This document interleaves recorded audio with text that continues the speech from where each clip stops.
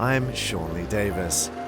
I've interviewed and photographed some of the world's most famous individuals, and I'm passionate to find out what drives people to be successful and stand out from the crowd. And I'm in Tuscany to meet the modern-day Renaissance man. Arriving at the centuries-old Niposano castle overlooking the lush Arno River Valley, I meet one of Italy's most prestigious winemakers, Lamberto Frescobaldi of Lucci Wines. Curiosity is, I think, main ingredient of life. If you start thinking that you're doing things good enough, it's finished. These days it's important to look at 360 degrees around you. So it's not important only to do a great product, but it's also important to do it in the right way.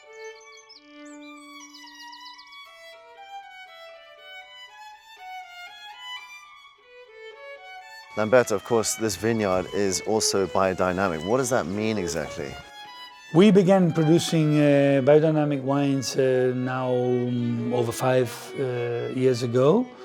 Our goal was to produce better wines, and we've perceived that if we don't use chemistry on our vineyards, the skin of the vines are more thick, and the skin is a very important part for the production of wine. The sole goal was to produce a better wine. What is a better wine? It's a wine that has a more clear identity, an identity of the location where it's coming from. We've seen over the years that treating the vineyards this way, we've been able to make terrific wine.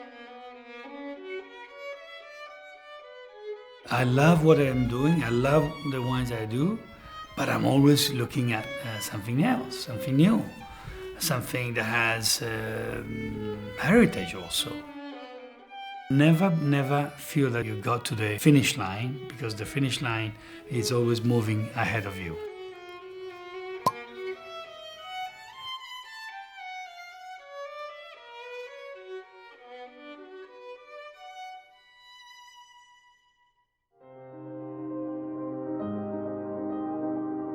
I leave the rolling hills of Chianti for the spectacular skyline of Florence to meet Vanni Torrigiani, a man who left a lucrative professional career to follow a very unconventional path.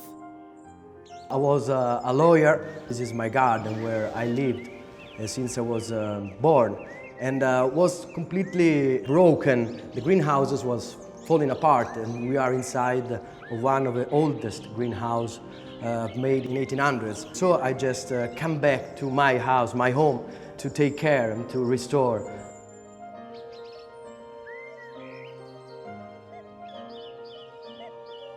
This conservatory is from the 1800s. One of the oldest, because my family used to grow up plants and flowers since 1500s.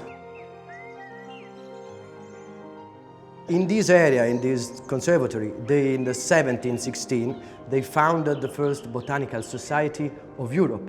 And I'm just continuing this tradition. I'm completely full in love, and I feel a responsibility for this garden, for this place. And so with a very old greenhouse, with a very new solar panels, to restore, but in conservative ways, but also looking forward to the future.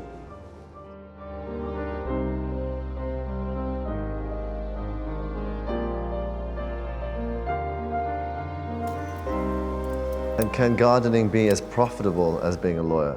When I dig the roses, and I cut them in February, and I dig them, and I feed them, you can see them smile.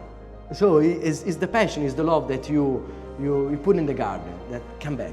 Profitable in the meaning that you gain life back, because you see flowers, you see the nature, much more profitable for the soul, for your heart. I think I have green blood. This is my life now.